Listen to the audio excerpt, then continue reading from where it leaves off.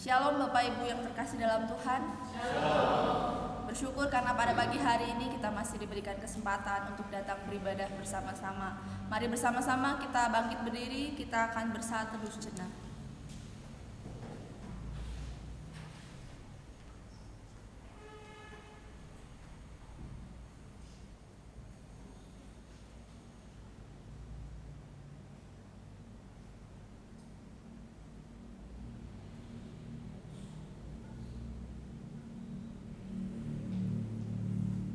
Amin.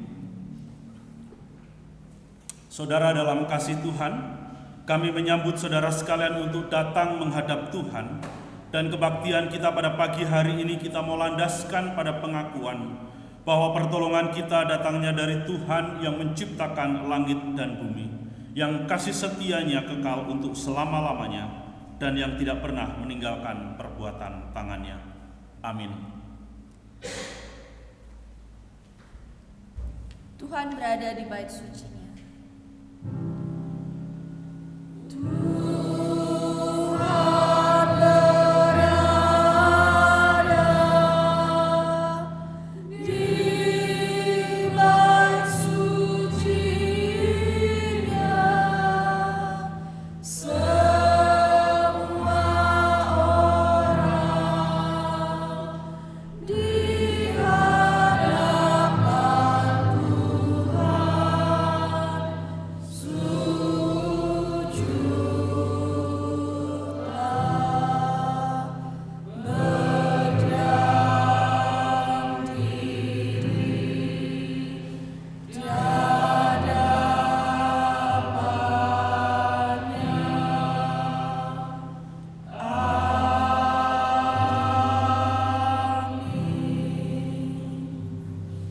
Firman Tuhan berkata, semoga Allah yang adalah sumber ketekunan dan penghiburan mengaruniakan kerukunan kepada kamu sesuai dengan kehendak Kristus Yesus, sehingga dengan satu hati dan satu suara kamu memuliakan Allah dan Bapa Tuhan kita Yesus Kristus. Gloria Patri.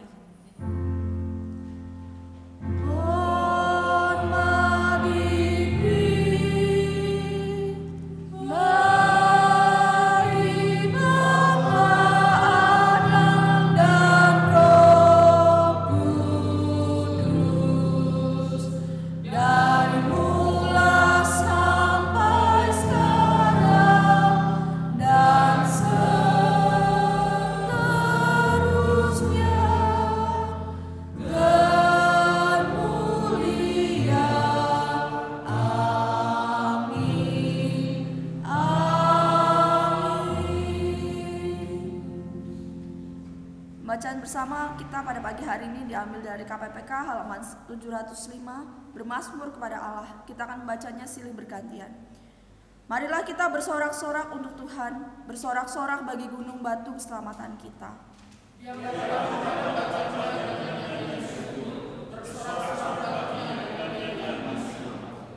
Sebab Tuhan adalah Allah yang besar, dan Raja yang besar mengatasi segala Allah.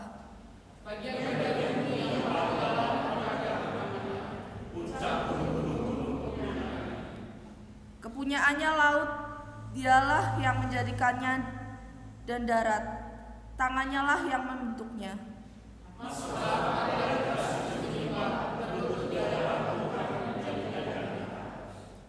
Sebab dialah Allah kita, dan kitalah umat gembalanya, dan kawanan domba tuntunan tangannya.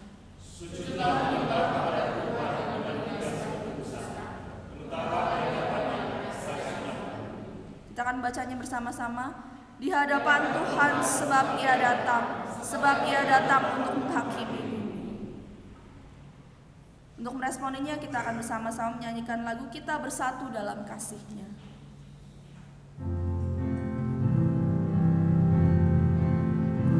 Bersatu dalam kasih-Nya, bersatu dalam kasih-Nya, roh kita bersatu dengan roh Allah, bersatu dalam kasih-Nya, kita bersama memuji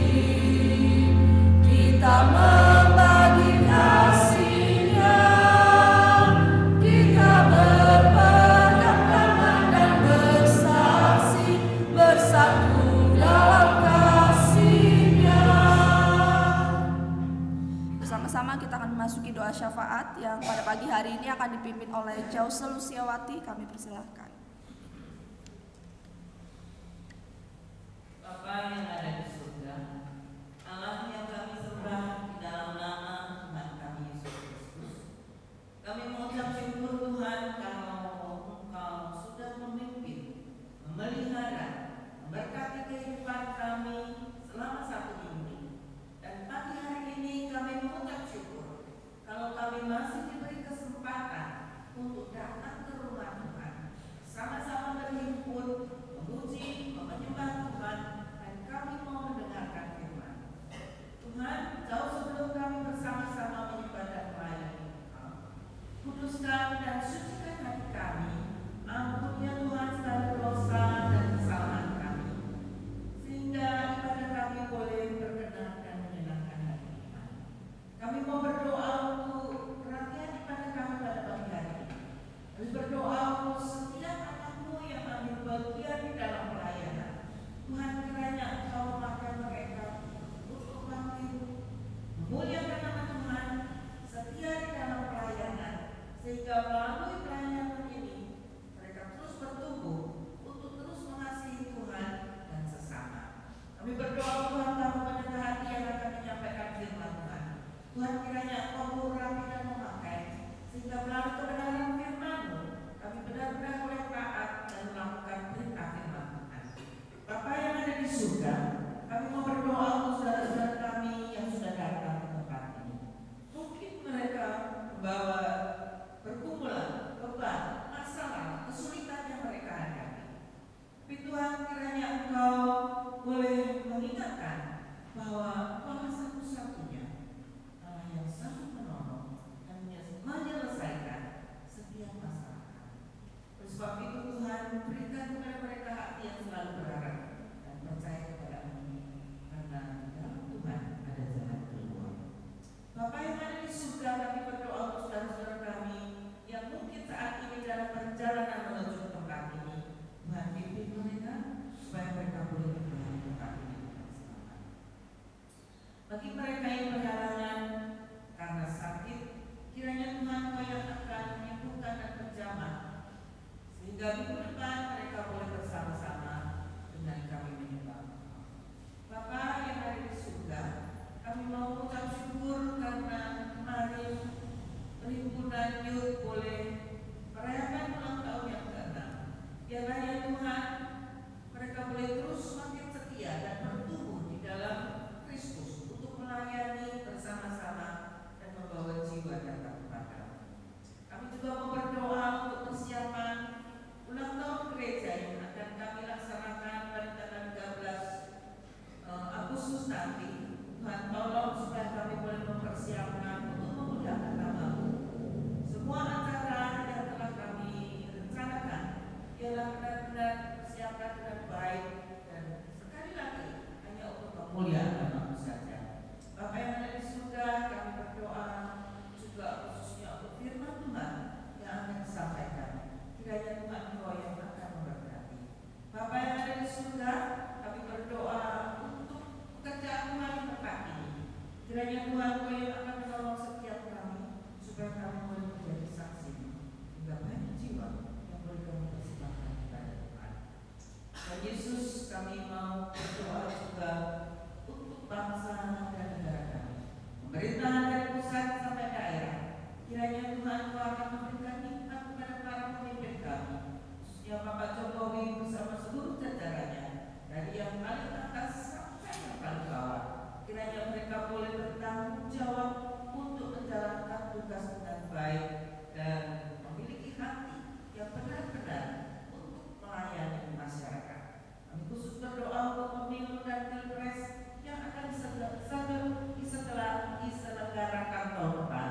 Tuhan, kiranya Engkau yang akan ikut campur tangan sehingga boleh berjalan dengan lancar dan baik, dan tidak ada satupun oknum yang akan mengganggu keamanan saat pemilu dilaksanakan.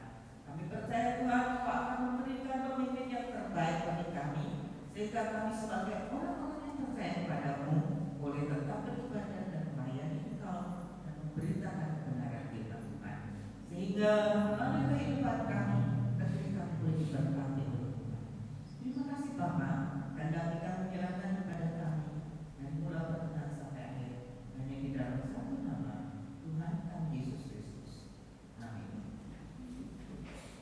kasih. Kita akan membaca Alkitab kita yang diambil dari Mazmur 133 ayat 1 sampai 3. Kita akan membacanya bersama-sama. 1, 2, 3. Nyanyian Siarah Daud. Sungguh alangkah baiknya dan indahnya apabila saudara-saudara diam bersama dengan rukun. Seperti minyak yang baik di atas kepala meleleh ke janggut, yang meleleh ke janggut Harun dan leher ke jubahnya. Seperti embun gunung Hermon yang turun ke atas gunung-gunung Sion. Sebab kesanalah Tuhan memerintahkan berkat kehidupan untuk selama-lamanya. Amin. Silakan boleh duduk kembali. Pada pagi hari ini kita diberikan kesempatan untuk memberikan yang terbaik untuk Tuhan. Sambil kita akan mengangkat satu pujian, ada pengertian bersama.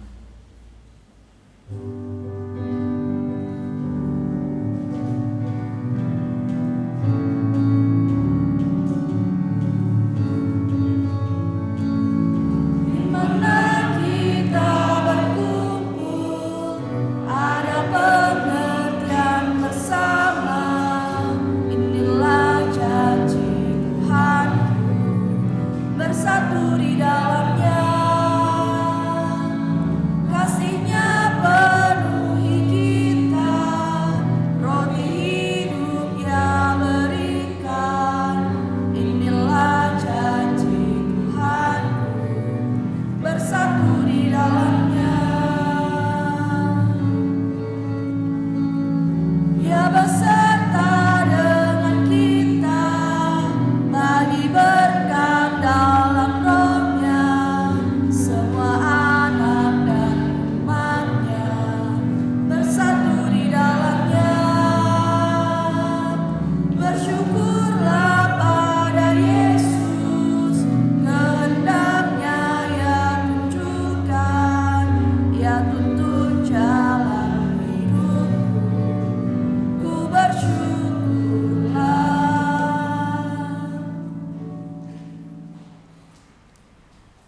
Doa syukur kita pada pagi hari ini akan dipimpin oleh Bapak Bagio, kami persilahkan.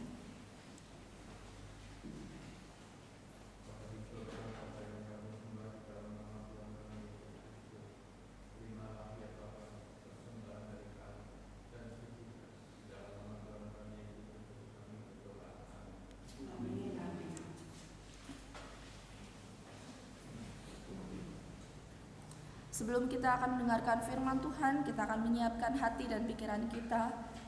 Dan kita juga akan memuji nama Tuhan dengan sayap-Mu.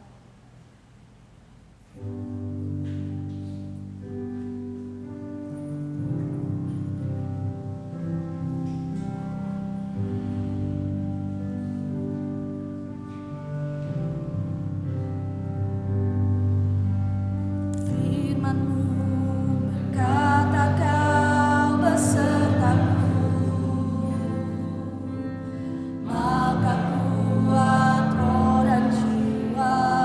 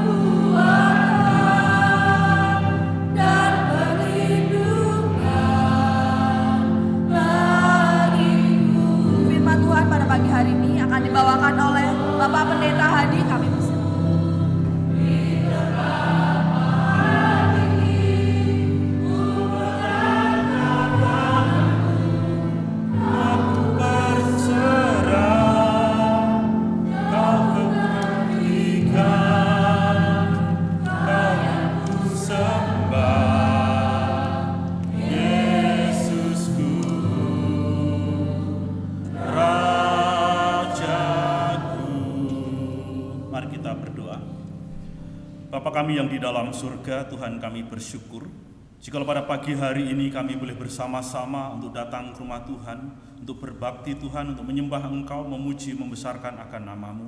Kami bersyukur Tuhan, Engkau memberikan kami waktu untuk bersama-sama duduk diam, untuk membaca dan juga merenungkan akan kebenaran firman-Mu pada pagi hari ini. Kiranya Engkau mengurapi hati setiap kami Tuhan, buka hati dan pikiran kami dan berikan kepada setiap kami pengertian akan kebenaran firman-Mu, supaya kami sebagai anak-anak-Mu Tuhan, sebagai umat-Mu, kami boleh menjadi pelaku-pelaku firman Tuhan di dalam hidup kami, sehingga di sepanjang kehidupan kami boleh menyenangkan hati Tuhan, kami boleh memuliakan Engkau, kami boleh menjadi pelaku-pelaku firman-Mu, sehingga melalui hidup kami, nama Tuhan boleh kami beritakan. Urapi hamba-Mu Tuhan, pakai hamba-Mu yang penuh dengan kelemahan dan keterbatasan ini. Urapi bibir mulutnya Tuhan, supaya apa yang keluar dari bibir mulutnya semua bersumber daripada Engkau, sehingga kebenaran firman ini boleh membangun iman rohani setiap kami pribadi lepas pribadi. Terima kasih Bapa, di dalam nama Tuhan Yesus kami berdoa dan bersyukur. Amin. Shalom jemaat yang dikasihi oleh Tuhan. Puji nama Tuhan, pada pagi hari ini kita boleh bersama-sama untuk beribadah kepada Tuhan kembali, di mana pada pagi hari ini kita akan merenungkan satu tema, betapa indah dan baiknya hidup rukun bersama. Betapa indah dan baiknya hidup rukun bersama, di mana Mazmur 133 tadi sudah menjadi dasar ya, yang akan menjadi firman Tuhan yang menjadi dasar renungan kita pada pagi hari ini. Saudara-saudaraku yang dikasihi oleh Tuhan, kurang lebih 3 tahun yang lalu saya bergabung dengan di Purwokerto ini. Saya bergabung dengan sebuah paguyuban yang menamakan Paguyuban Lintas Iman. Paguyuban Lintas Iman. Jadi waktu itu saya diundang di kelenteng yang ada di Pasar Wage, ya, di situ. Jadi malam-malam kami berkumpul di sana, beberapa orang begitu. Kemudian pendirinya, orang-orang yang mendirikan paguyuban ini satu demi satu menyampaikan maksud dan tujuan dibentuknya Paguyuban Lintas Iman yang ada di Purwokerto. Dan waktu itu memang dalam persiapan untuk saudara-saudara kita yang muslim itu mau merayakan hari raya Idul Fitri begitu. Nah, paguyuban ini dibangun dengan tujuan untuk membangun kerukunan antar umat beragama, di mana kita tahu bersama bahwa seringkali ataupun kita juga mendengar bahwa kerukunan antar umat beragama di Indonesia itu sudah mulai koyak, dalam artian ada orang-orang, ada oknum-oknum tertentu yang ingin mengoyak kerukunan antar umat beragama yang ada di Indonesia. Dan kerukunan yang sudah dibangun bertahun-tahun itu pernah koyak. Kalau buat kita yang ya udah usianya sudah cukup banyak, kita mungkin pernah mendengar tentang kerusuhan yang ada di Poso, Sulawesi Tengah. Itu adalah kerusuhan di mana isunya adalah benturan, yang dibenturkan adalah agama. Hal itu ketika sudah mulai reda, mulai selesai, muncul di wilayah Maluku. Agama juga yang dikoyak-koyak. Kemudian setelah di dalam sejarah semuanya sudah berjalan dengan baik, kemudian di tempat-tempat tertentu kadang-kadang kerukunan itu juga terkoyak. Nah, itulah yang tidak ingin kita rasakan, khususnya di tengah-tengah kota Purwokerto dan Banyumas secara umum. Nah, sehingga Paguyuban Lintas Iman yang ada di Purwokerto ini dibentuk untuk membangun ataupun untuk terus mengembangkan sikap toleransi beragama, supaya kehidupan antar beragama ini bisa saling menghormati, saling menghargai, saling menjaga keharmonisan, sehingga kehidupan berbangsa dan bernegara ataupun juga kehidupan kita bermasyarakat itu dapat rukun. Karena kerukunan ini adalah sesuatu yang sangat penting.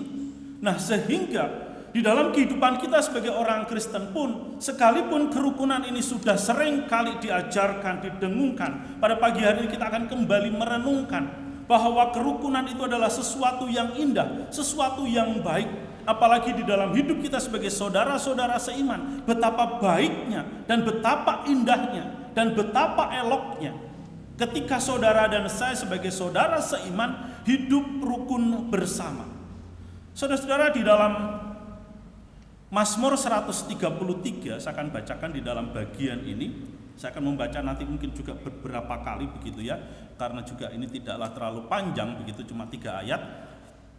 Dikatakan nyanyian siara Daud, sungguh alangkah baiknya dan indahnya apabila saudara-saudara diam bersama dengan rukun. Saudaraku yang dikasihi oleh Tuhan, istilah saudara-saudara yang dipakai ataupun yang disebutkan ini biasanya digunakan dalam konteks keluarga. Saudara sebagai keluarga itu bisa menunjuk kepada keluarga inti maupun juga keluarga besar. Dan juga kata saudara-saudara ini bisa dipakai untuk konteks yang lebih luas lagi, yaitu menunjuk kepada seluruh umat Tuhan, dan di dalam bagian ini menunjuk kepada bangsa Israel. Jadi nyanyian siara ini ataupun nyanyian tulisan yang ditulis oleh Daud ini adalah sebuah seruan untuk umat Israel supaya mereka hidup sebagai saudara. Nah, kemudian di dalam ayat yang pertama, bagian baris pertama di situ dikatakan nyanyian siarah. Saudara, kalau di dalam konteks bahasa Indonesia atau di dalam konteks kita ini mengalami satu degradasi ataupun penyempitan makna ya. Degradasi agak sedikit, artinya itu menjadi sesuatu yang berubah gitu. Berubah seiring dengan waktu. Kalau kita dengar orang mau pergi ziarah, kira-kira apa yang kita pikirkan? Ke kuburan. Betul? Yang lain setuju? Setuju ya? Inilah yang saya sebut dengan degradasi makna sebuah arti itu. Padahal maksud ziarah di sini bukan mau pergi ke kuburan. Bukan mau datang ke kuburan. Di dalam bahasa aslinya sebetulnya kalimat ini menunjuk kepada arti yaitu nyanyian pendakian atau pujian pendakian. Maksudnya adalah nyanyian yang seringkali digunakan untuk ibadah di Yerusalem pada saat bangsa Israel dari berbagai tempat itu naik ke pegunungan Yudea di mana bait Allah itu berada. Nah, jadi umat Tuhan ataupun bangsa Israel ini punya atau memiliki banyak hari raya keagamaan. Nah, jadi pada hari raya agama yang mereka, kita tidak tahu karena ayat ini tidak menyebutkan ini dinyanyikan pada saat hari raya apa, tetapi umat Israel itu kita tahu mereka punya hari raya yang mengkhususkan ataupun yang dianggap sebagai sesuatu yang wajib bahwa orang-orang Israel dari berbagai macam penjuru itu akan datang ke Israel. Istilahnya orang-orang Israel yang merantau ataupun tersebar di negara-negara di sekitar sana pada mudik.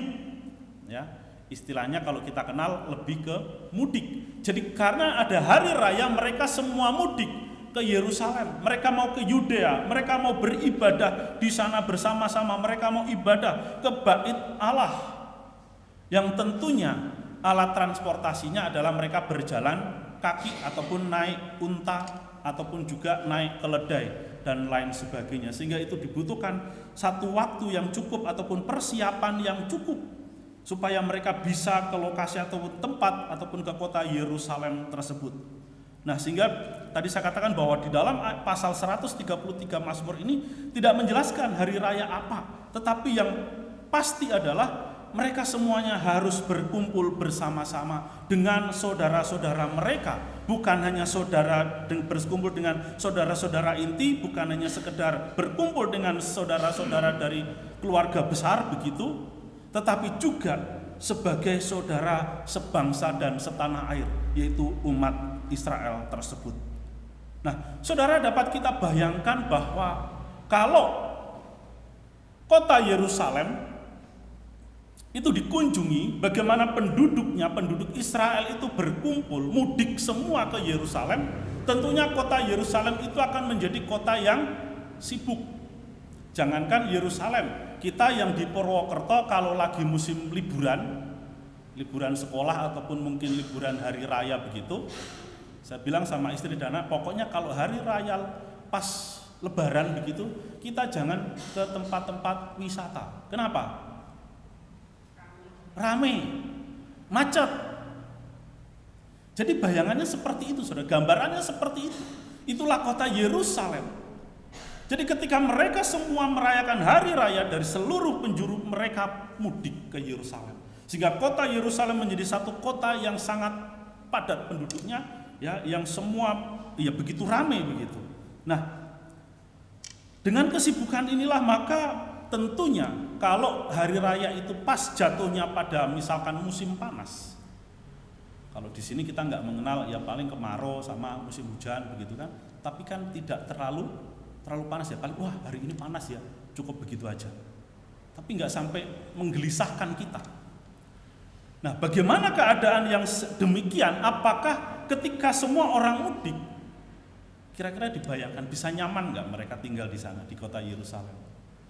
Tentunya orang-orang yang datang, orang-orang yang mudik itu mengharapkan mereka itu bisa ada dalam kondisi yang nyaman. Bahkan ketika mereka datang untuk beribadah, untuk merayakan hari raya itu pun bisa dilakukan dengan nyaman. Tetapi kalau di musim panas, nah zaman itu kan yang namanya rumah ibadah tidak ada AC-nya, tidak ada kipas angin mungkin. Jadi suasananya bisa panas dan lain sebagainya. Tetapi semua itu pemazmur mengatakan supaya bisa rukun. Kenapa? Tentunya ada latar belakangnya. Dalam kondisi yang demikian, maka bisa dibayangkan orang itu gampang tersinggung, gampang marah, gampang emosi, gampang tersulut emosinya. Ketika kenyamanannya itu terganggu, ketika tidak mendapatkan kenyamanan dengan baik. Saudara, hal itu bisa kita lihat misalkan kita sedang merayakan Natal misalkan. Kita setiap tahun kalau kita merayakan Natal jumlahnya kurang lebih berapa Bu Karsia? 80 sampai 100 ya. Dan kalau kita kumpul di ruangan ini, di ruang kebaktian kita yang sebesar ini, biasanya nambah kursi, kemudian apa lagi? Bangku kecil, apalagi kipas angin tambah banyak, ya kan? Suasananya panas, kipas-kipas dan lain sebagainya. Nah kadang-kadang itu menjadi sesuatu yang tidak nyaman. Ya kita nyaman ya datang hari Minggu, ini paling nyaman gitu kan, enak, adem, tidak kepanasan, nyaman. Nah gambarannya seperti itu saudara. Nah jadi kemungkinan mereka ini untuk mendapatkan kenyamanan itu mereka tidak memperolehnya sehingga mereka gampang tersinggung dan lain sebagainya. Nah di dalam suasana yang seperti inilah Daud mengingatkan tentang betapa baiknya, betapa indahnya mereka sebagai umat Allah itu hidup bersama di dalam kerukunan. Hidup rukun. Jangan berselisih. Jangan tersinggung ketika berkumpul bersama-sama untuk beribadah.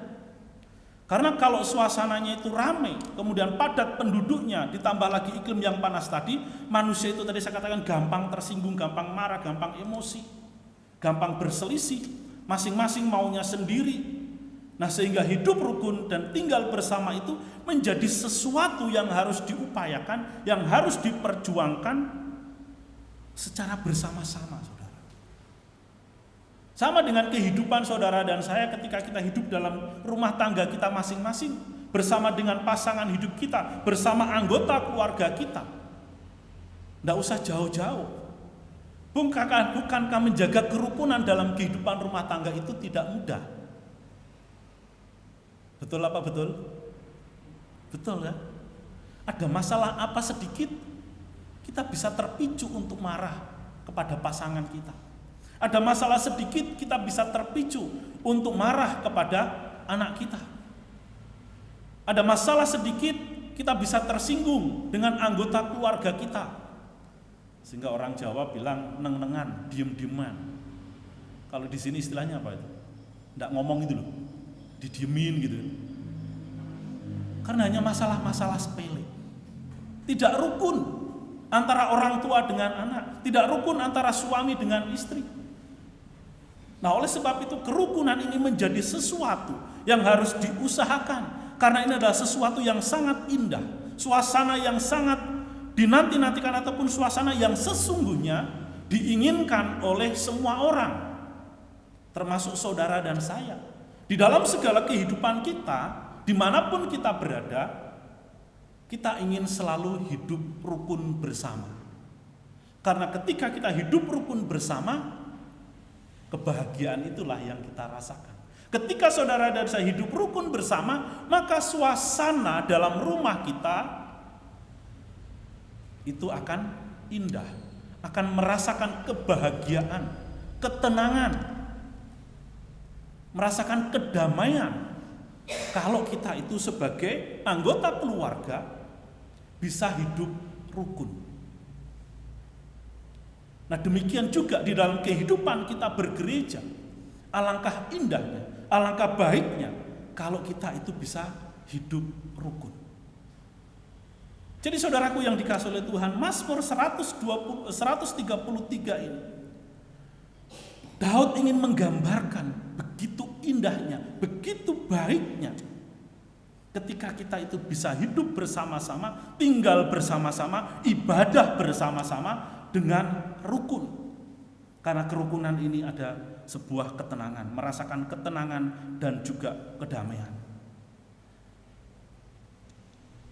Saudara, ketika Daud menuliskan Mazmur 133 ini adalah sesuatu yang memang ingin dirasakan, ingin dinikmati. Sehingga keindahan, kebaikan hidup di dalam kerukunan itu digambarkan atau diumpamakan ataupun diilustrasikan dengan dua hal di dalam ayat ini. Saudara, ayat Mazmur 133 ini cukup pendek, cuma 3 ayat, tetapi maknanya sangat dalam. Pengajaran 1 ayat diberi 2 ilustrasi. 1 pengajaran di dalam ataupun 1 keinginan Daud ataupun 1 pengajaran Daud di dalam ayat yang pertama itu diberikan 2 ilustrasi yang sangat mendalam. Mungkin buat kita ini agak susah. Kenapa? Karena ini bukan konteks budaya kita, khususnya di Purwokerto. Indah dan baik dan berharganya sebuah kerukunan itu diumpamakan dengan minyak wangi, minyak urapan. Lalu yang kedua dengan embun. Masuk nggak saudara? Agak susah. Tetapi kita mau belajar konteks mengapa Daud menggambarkan kerukunan sebagai saudara seiman, sebagai umat Tuhan itu sesuatu yang sangat bernilai, sesuatu yang sangat berharga, sesuatu yang harus terus-menerus saudara dan saya upayakan, harus dikerjakan. Oke, ilustrasi yang pertama saudara, di situ digambarkan bahwa saya baca dari ayat 1. Sungguh alangkah baik dan indahnya apabila saudara-saudara diam bersama dengan rukun, seperti minyak yang baik di atas kepala meleleh ke janggut, yang meleleh ke janggut Harun dan ke leher jubahnya. Seperti minyak yang baik di atas kepala meleleh ke janggut, meleleh ke janggutnya Harun, meleleh ke leher jubahnya.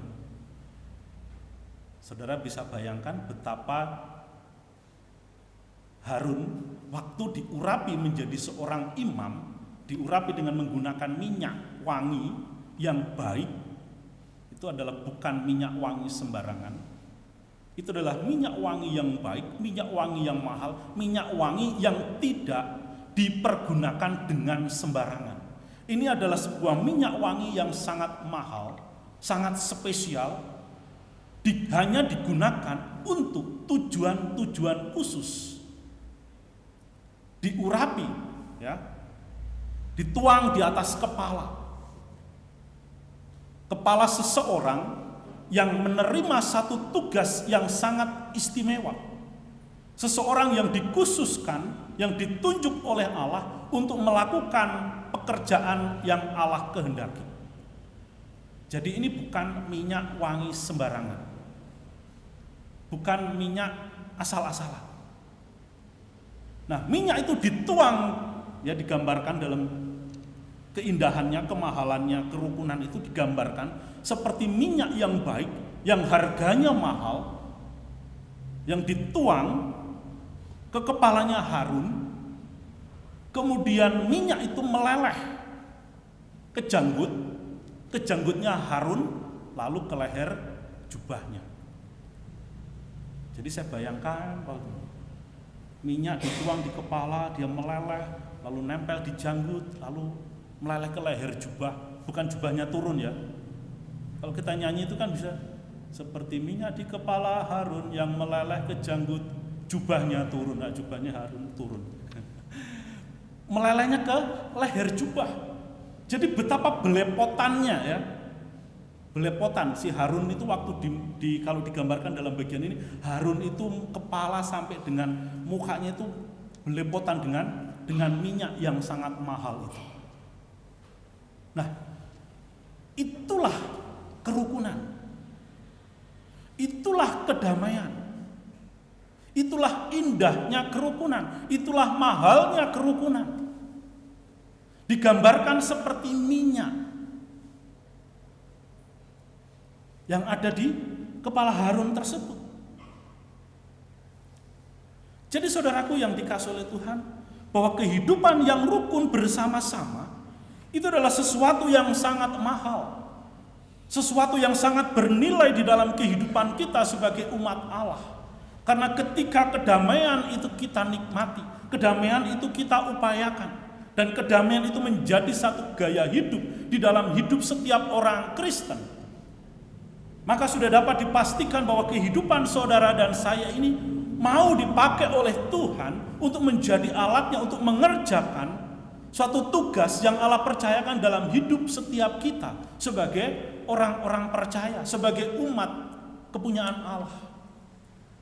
Bahwa saudara dan saya dipilih, dipanggil untuk menjadi orang Kristen, maka kedamaian itu harus menjadi gaya hidup, kerukunan di dalam hidup rumah tangga kita, di dalam kehidupan kita bekerja, bermasyarakat, kehidupan kita di sekolah, kehidupan kita bergereja.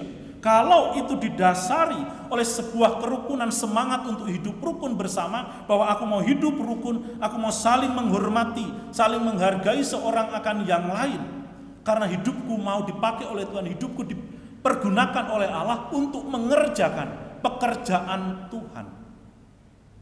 Nah, sehingga pelayanan apapun yang Tuhan percayakan dalam hidup kita, kita mengerjakannya dengan sungguh-sungguh, memberikan yang terbaik untuk Tuhan. Karena minyak yang menjadi minyak urapan itu adalah minyak yang terbaik.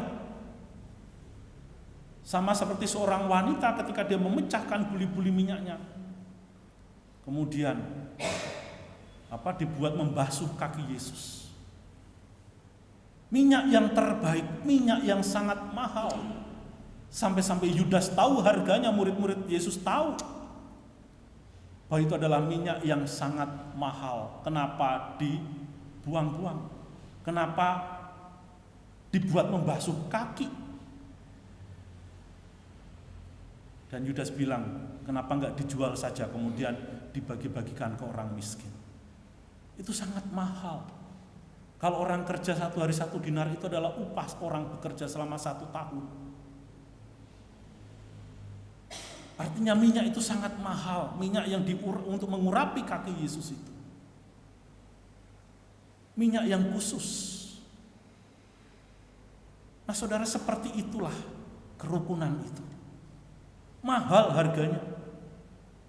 Kalau kita tahu bahwa kerukunan itu adalah sesuatu yang mahal, maka itu seharusnya menjadi sesuatu yang harus kita pelihara, sesuatu yang harus terus-menerus kita perjuangkan, kita miliki.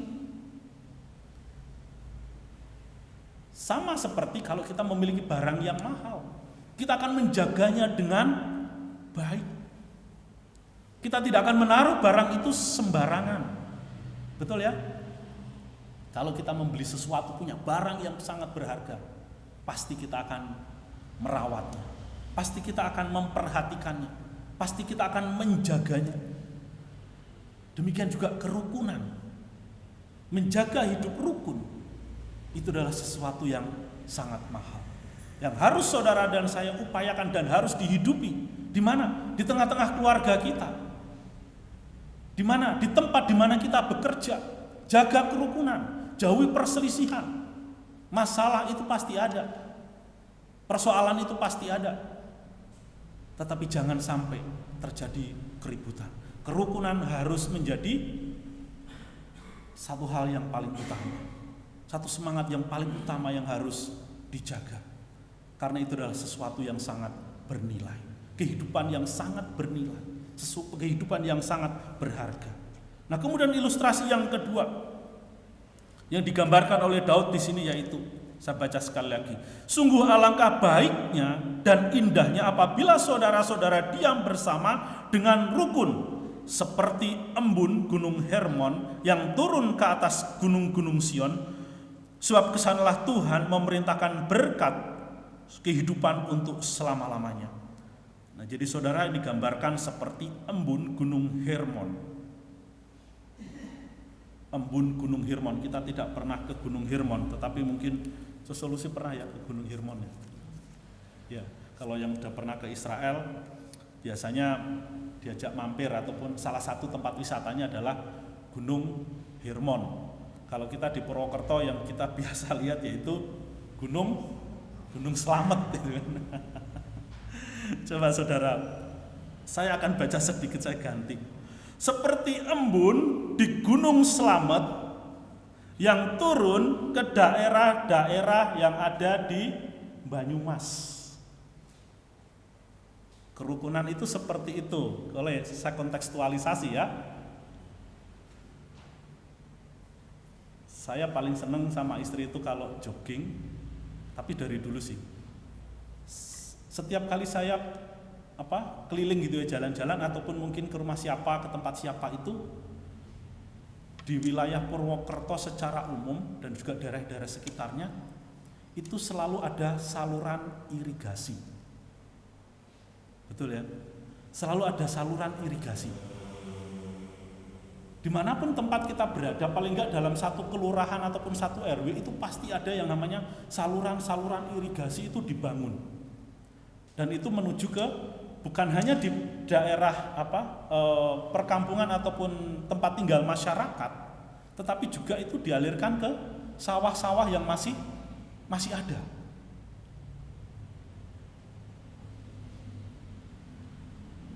Air itu ternyata sangat kita butuhkan. Jadi kalau kita melihat di dalam konteks kita hari ini Purwokerto dan sekitarnya, daerah mana yang tidak ada saluran irigasinya yang bersumber dari Gunung Slamet? Semuanya ada. Semuanya ada. Bahkan di depan kita ini juga ada saluran. Masuk ke belakang sana. Sebelah sana juga ada. Hampir semuanya ada saluran. Air yang kalau itu sungainya dijaga kebersihannya, tidak buang sampah sembarangan, jernih nggak itu sungai itu? Sungai itu sangat jernih. Kadang-kadang ketika jogging ada orang cuci tempe begitu ya, Burita suka geli. Ini sungai irigasi yang ada di daerah Pliken sana. Pliken itu kan penghasil tempe ya. Saya tahunya dari Pak Gideon. Dia bilang, loh, Pak Adi tinggal di sono, itu sebelahnya itu desa penghasil tempe, Pak. Di mana mereka cuci tempenya, cuci kedelainya itu? Ya di sungai itu. Dan saudara, kemarin ini 1 minggu ini sungai itu airnya agak dikurangi karena udah musim panen. Itu di sungai itu ada karung, ada pampers, ada limbah rumah tangga, ada kasur, ada bantal. Belum lagi yang lain-lainnya dan kawan-kawannya, belum lagi bangkai tikus dan lain sebagainya. Orang nyuci kedelai di situ. Burita bilang, ini tempe dicuci di tempat ini, jauh dari higienis. Tapi kalau nggak makan ini juga makanan enak gitu. Tapi makanan enak tempat nyucinya seperti ini gitu. Jadi saudara, dengan saluran-saluran sungai itu sebetulnya kalau dijaga kebersihannya, maka segala sesuatu berkat-berkat kehidupan, makanan dan lain sebagainya, minuman, itu kan dari air itu. Sawah-sawah yang ada, ladang-ladang yang ada, Semuanya itu dialiri dari pusatnya, dari sumbernya dari Gunung Slamet sana. Kalau itu hutannya terus dijaga, maka kebutuhan air kita penduduk Purwokerto dan sekitarnya maka itu akan terpenuhi, bukan hanya kebutuhan harian tetapi juga kebutuhan para petani untuk nanam sayur dan lain sebagainya. Jadi itu sesuatu yang indah, sesuatu yang sangat berharga. Dapat kita bayangkan kalau misalkan itu Gunung Slamet itu gundul-dul, nggak ada tanaman, nggak ada pohon, habis, ya gundul gitu. Kira-kira ada air nggak ngalir sampai ke sini? Pasti airnya sangat berkurang. Itu menjadi sesuatu yang, air itu akan menjadi sesuatu yang sangat langka untuk kita dapatkan. Tanaman-tanaman akan sulit mendapatkan air, sehingga mereka tidak tumbuh dengan baik. Dalam tanda kutip, mungkin Purwokerto ataupun Banyumas dan sekitarnya akan mengalami krisis pangan karena kekurangan air tersebut. Itulah berkat yang dimaksudkan oleh penulis Mazmur ini, oleh Daud di tempat ini ketika menggambarkan bahwa kerukunan itu sangat bernilai seperti embun yang dari Gunung Hermon mengalir ke bukit-bukit Sion. Sehingga bukit-bukit Sion tempat di mana para petani mereka menanam, ladang-ladang mereka ditanami dengan tanaman-tanaman yang bisa memberikan kehidupan mereka sehari-hari, kebutuhan pangan mereka, ternak mereka. Nilainya seperti itu. Berharganya seperti itu. Selama masih ada air mengalir, maka sumber pangan itu akan tetap terjaga. Baik itu pangan untuk manusia maupun untuk binatang peliharaan. Jadi betapa bernilainya embun yang ada di Gunung Hermon itu. Embun Gunung Hermon pada zaman itu katanya di dalam tafsiran itu sumber mengatakan itu masih gumpalan es. Nah, sehingga kalau kena sinar matahari sedikit, jadi air itu terus menerus mengalir. Karena kalau dari jarak antara Gunung Hermon ke bukit-bukit Sion itu jaraknya bukan seperti dari Gunung Slamet ke sini. Jaraknya itu sangat jauh. Ada yang memperkirakan sekitar 400 km dari gunung yang sangat tinggi itu sampai ngalir sampai ke bukit-bukit yang sangat jauh. Jadi betapa berharganya kerukunan itu. Dan di dalam bagian ini berkat-berkat itu dicurahkan. Saudaraku yang dikasihi oleh Tuhan, dari dua ilustrasi tadi menggambarkan bahwa berkat itu datangnya dari atas. Berkat itu sumbernya dari Tuhan. Maka di dalam mengupayakan kerukunan di dalam hidup kita, itu tidak bisa kita upayakan seorang diri. Kalau ini berbicara tentang nyanyian ziarah, tentang nyanyian nyanyian perjalanan untuk melakukan ibadah, maka semangat ibadah yang disertai dengan rasa rukun itulah yang akan menolong kita untuk bisa memahami bahwa Allah mau supaya saudara dan saya dalam segala keadaan memiliki kehidupan yang rukun seorang akan yang lain. Sebagaimana di dalam Roma pasal 15 tadi, di dalam votum yang sudah dibacakan, Roma 15 ayat 5 sampai dengan 6.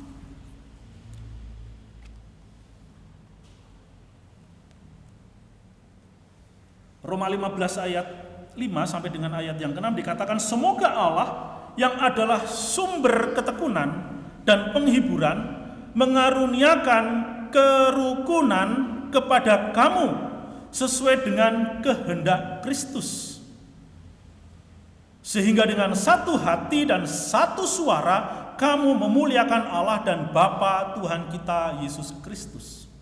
Jadi saudara, kerukunan itu adalah kehendak Allah. Kerukunan itu adalah karunia yang Tuhan berikan di dalam kehidupan orang yang percaya kepada Yesus Kristus. Itulah yang dikehendaki Tuhan. Karena ini adalah dalam rangka ibadah, maka kerukunan itu harus kita bangun di dalam relasi kita dengan Allah dan juga relasi kita dengan sesama. Oleh sebab itu saudaraku yang dikasihi oleh Tuhan, tadi saya katakan bahwa Berkat itu turunnya dari atas seperti minyak yang mengalir, seperti embun yang turun. Maka kehidupan yang rukun itu adalah salah satu pintu menuju berkat ilahi. Dan ibadah yang benar itu bersifat vertikal, yaitu hubungan kita dengan Allah, dan horizontal, hubungan kita dengan saudara seiman. Maka di dalam Yakobus minggu lalu sudah dijelaskan bahwa orang yang beriman itu harus berbuat baik, menunjukkan imannya yang hidup itu. Nah, oleh sebab itu saudara-saudaraku yang dikasih oleh Tuhan, kehidupan yang rukun itu digenapi oleh Yesus Kristus ketika datang ke dalam dunia ini, di mana Yesus Kristus menebus dosa manusia, menebus dosa setiap orang yang percaya kepada Tuhan, yang percaya kepada Yesus Kristus, supaya hubungan antara manusia dengan Allah yang telah rusak, yang tidak rukun karena dosa, itu dipulihkan. Manusia mendapatkan pengampunan dari segala dosanya. Dengan pengampunan yang kita terima dari Tuhan, maka relasi kita, hubungan kita dengan Allah itu dipulihkan. Itulah tujuan kematian, kebangkitan daripada Yesus Kristus. Itulah tujuan kenapa Yesus mati di atas kayu salib, supaya saudara dan saya sebagai manusia yang berdosa, yang tidak rukun dengan Allah, karena dosa itu adalah pemberontakan kepada Allah. Kalau memberontak itu rukun enggak? Kalau ada anak kita yang memberontak sama orang tua, relasinya gimana? Rusak. Tidak rukun. Itulah dosa. Ketika manusia memberontak kepada Allah, artinya apa? Memutus hubungan, karena Allah itu adalah Allah yang kudus. Manusia memberontak melawan kepada Allah, sehingga relasinya tidak rukun, saudara.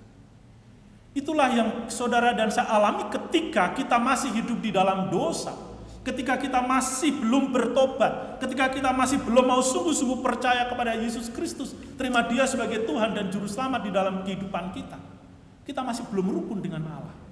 Tetapi ketika dengan mulut kita, dengan keyakinan kita menerima Yesus sebagai Tuhan dan Juru Selamat dalam hidup kita, dan kita mengakui segala dosa-dosa kita, relasi kita dengan Allah itu dipulihkan. Sehingga terjadi yang namanya ibadah yang bersifat vertikal itu, yaitu kita dengan Allah. Sehingga hidup saudara dan saya yang sudah ditebus oleh Tuhan Yesus Kristus itu, kita memiliki relasi dengan Allah, memiliki hubungan. Kita hidup rukun dengan Allah karena kita mau hidup kudus, hidup suci, menjauhkan diri dari segala perbuatan-perbuatan dosa kita. Demikian juga setiap kita yang sudah diampuni dosa-dosanya, kita juga dipulihkan relasi kita dengan sesama. Karena kita telah mendapatkan pengampunan, maka kita sebagai orang yang percaya kepada Kristus, kita harus rela, bersedia mengampuni sesama kita.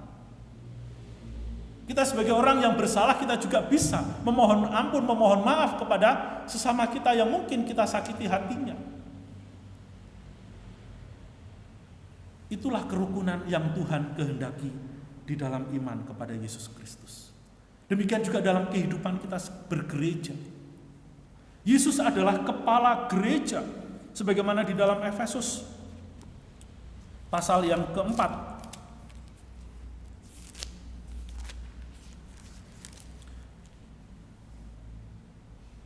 Efesus 4 ayat 16 dikatakan, daripadanya lah seluruh tubuh yang rapi tersusun dan diikat menjadi satu oleh pelayanan semua bagiannya sesuai dengan kadar pekerjaan tiap-tiap anggota, menerima pertumbuhannya dan membangun dirinya dalam kasih.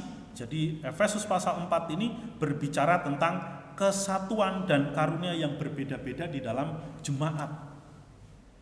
Kalau kita karunianya berbeda-beda, maka kerukunan itu akan menjadi sesuatu yang sangat bernilai supaya jemaat itu hidup di dalam kesatuan. Kristus adalah kepala, kita adalah anggota-anggotanya yang harus hidup rukun seorang akan yang lain. Kalau kita sebagai gereja, sebagai anggota gereja hidup rukun, maka apa yang menjadi tujuan daripada didirikannya gereja di tengah-tengah dunia ini, itu akan tercapai. Tetapi kalau kita yang hidup di dalam gereja tidak rukun, sebagai jemaat,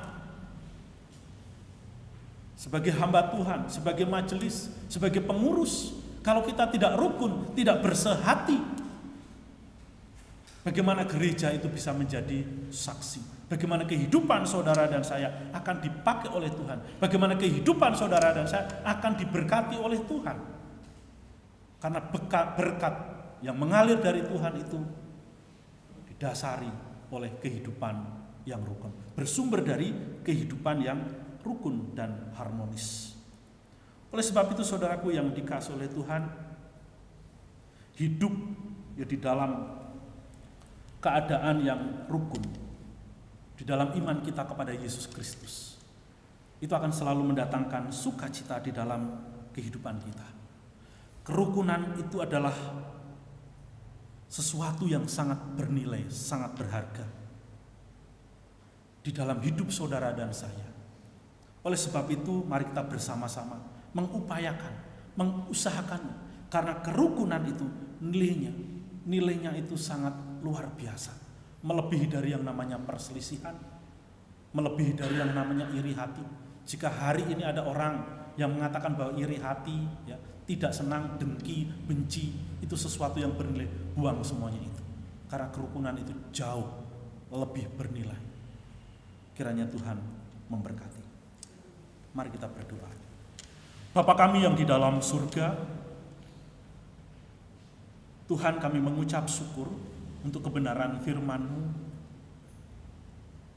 yang boleh kami renungkan pada pagi hari ini, di mana Engkau mengingatkan kami Tuhan betapa berharga dan bernilainya kerukunan di dalam kehidupan kami sebagai umat Tuhan.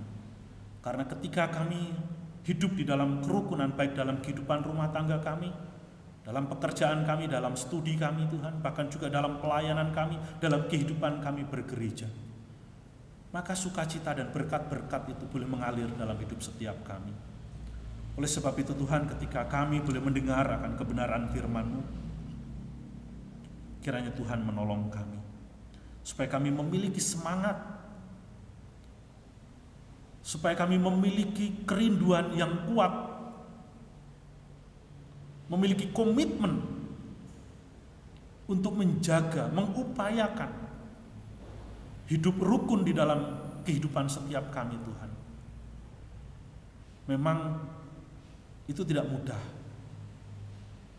Namun kiranya Tuhan, ketika kami memiliki kerinduan yang demikian, Engkau menolong setiap kami Tuhan untuk memohon pertolongan daripada Engkau.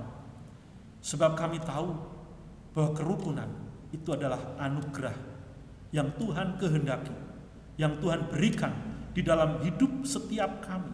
Karena kerukunan itu adalah kehendak Tuhan di dalam iman kami kepada Yesus Kristus. Terima kasih Bapa, Engkau telah memanggil kami. Engkau telah memilih kami Tuhan untuk menjadi umat-Mu, di mana di tengah-tengah kehidupan kami harus sungguh-sungguh menyembah kepadamu. Oleh sebab itu Tuhan, apabila ada di antara kami yang hari ini masih hidup di dalam ketidakrukunan, kiranya Engkau menolong kami, supaya kami mengakhiri semuanya itu Tuhan, dan kami mau hidup rukun, baik itu dengan pasangan hidup kami, mungkin dengan saudara-saudara kami yang lain, baik saudara inti maupun keluarga besar, atau mungkin dengan rekan-rekan kerja, dengan rekan-rekan di sekolah. Kiranya Tuhan membimbing setiap kami anak-anak-Mu untuk memiliki semangat membangun kerukunan di dalam segala aspek hidup kami. Terima kasih Tuhan, kiranya kebenaran firman Tuhan pada pagi hari ini Engkau meteraikan, Engkau taruh dalam hati setiap kami masing-masing. Di dalam nama Tuhan Yesus kami berdoa dan bersyukur. Amin. Terima kasih. Waktu saya kembalikan kepada Leni.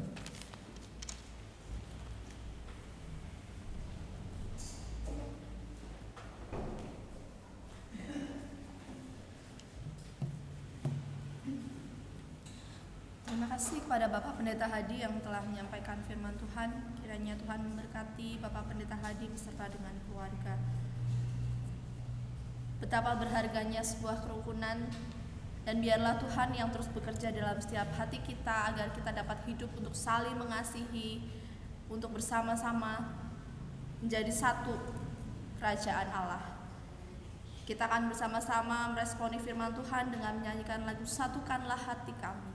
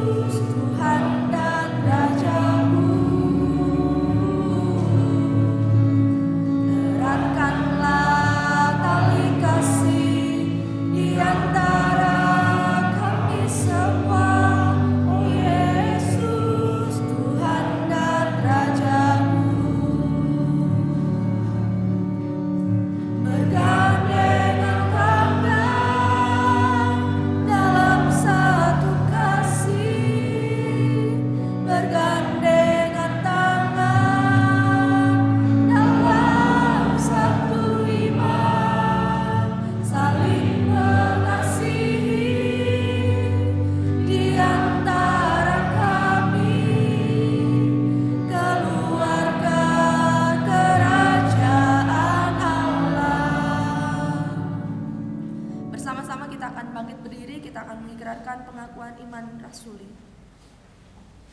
Aku percaya kepada Allah, Bapa yang Maha Kuasa, Khalik langit dan bumi, dan kepada Yesus Kristus, Anaknya yang tunggal Tuhan kita, yang dikandung daripada Roh Kudus, lahir dari anak darah Maria, yang menderita sengsara di bawah pemerintahan Pontius Pilatus, disalibkan, mati dan dikuburkan, turun dalam kerajaan maut. Pada hari yang ketiga bangkit pula dari antara orang mati, naik ke surga, duduk di sebelah kanan Allah, Bapa yang Maha Kuasa, dan dari sana Ia akan datang untuk menghakimi orang yang hidup dan yang mati.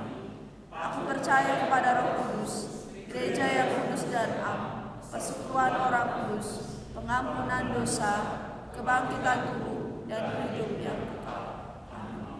Bersama-sama kita akan menutup ibadah kita dengan menyanyikan lagu doksologi. Puji Allah sumber berkat, puji Dia ciptaannya, puji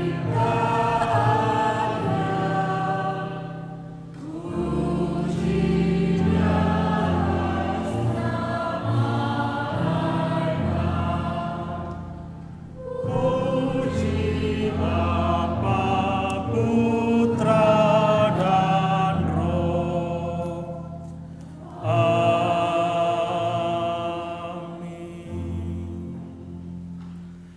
Jemaat yang dikasihi oleh Tuhan, pulanglah, kembalilah ke dalam kehidupanmu masing-masing, dan bangunlah kerukunan, karena dengan kerukunan itu, engkau akan menikmati berkat-berkat Tuhan.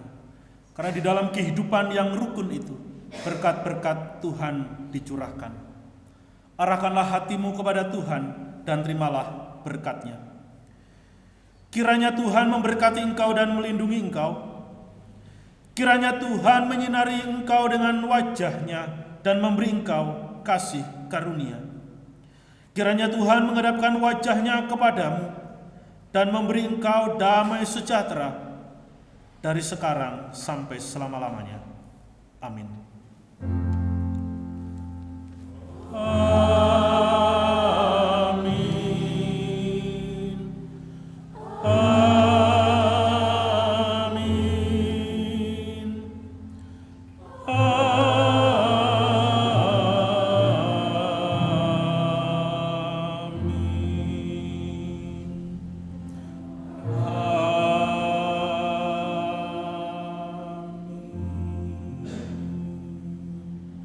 Silakan jemaat duduk kembali. Jemaat yang dikasihi oleh Tuhan, minggu depan, itu minggu pertama bulan Agustus, kita akan bersama-sama untuk mengikuti sakramen perjamuan kudus. Dan berkaitan dengan sakramen perjamuan kudus ada beberapa evaluasi yang perlu kita benahi. Kita akan mengembalikan proses sakramen kudus ini seperti pada masa-masa pasca pandemi, ya, setelah pandemi, di mana untuk menerima anggur perjamuan nanti jemaat yang mengikuti perjamuan bisa maju ke depan untuk mengambil anggur, kemudian menerima roti perjamuan dari saya, ya, dari hamba Tuhan yang melayani dari pendeta. Jadi tidak ngambil sendiri, ya, nanti maju, ya seperti biasa pakai tangan gitu ya, nanti diambilkan, kemudian kembali ke tempat duduk masing-masing. Itu untuk perjamuan kudus. Kemudian untuk petugas perjamuan kudus bisa datang lebih awal kemudian duduk paling depan. Jadi itu ada dua hal itu yang berkaitan dengan pelaksanaan sakramen perjamuan kudus yang akan kita mulai pada bulan Agustus nanti. Yang itu saya berharap jemaat dapat memahami dan memakluminya. Nah, sehingga sakramen ini dapat berjalan dengan baik, berjalan dengan khusyuk dan lain sebagainya, dan kita bisa mendapatkan berkat melalui sakramen perjamuan kudus itu. Nah, itu hal yang mau saya sampaikan berkaitan dengan perjamuan kudus minggu depan dan seterusnya. Nah, untuk pengumuman lainnya silakan untuk saudari Lani menyampaikannya. Untuk warta gereja, petugas Minggu 6 Agustus 2023, liturgis Ibu Karsia, doa syafaat Ibu Henis, doa syukur Ibu Tumina, LCD Saudari Gresia, pemusik saya sendiri, petugas perjamuan kudus Bapak Bagio dan Ibu Heni. Untuk persekutuan youth setiap hari Sabtu pukul 18 dan ibadah sekolah minggu setiap hari Minggu pukul 9. Kebaktian doa setiap hari Rabu pukul 6 sore. Dan untuk pelayanan konseling pastoral setiap hari Kamis pukul 9 sampai 12 akan dilayani oleh Bapak Pendeta Hadi dan Evangelis Rita. Dan untuk persekutuan Bahtera setiap Jumat pertama dan ketiga pukul 19. Berarti Jumat besok kita ada ibadah Bahtera jam 7 malam. Diharapkan Bapak Ibu, Saudara, Saudari, anak sekolah minggu semuanya bisa gabung dalam persekutuan Bahtera kita. Dan untuk nanti diharapkan jemaat tidak pulang terlebih dahulu karena kita akan bersama-sama berlatih menyanyi untuk mengisi acara di ulang tahun gereja kita tanggal 13 Agustus. Dan terima kasih juga untuk anak-anak Tuhan yang sudah melayani, kiranya Tuhan memberkati. Sama-sama kita akan saling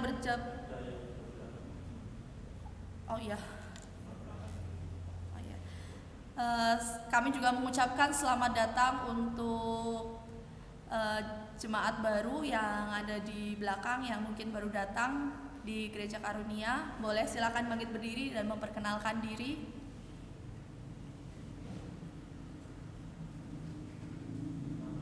Nama?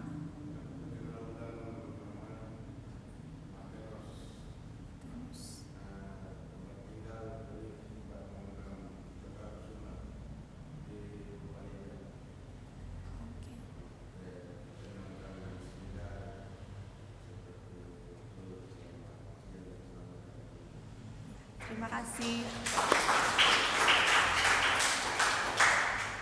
Kita akan saling berjabat tangan sambil menyanyikan lagu Immanuel.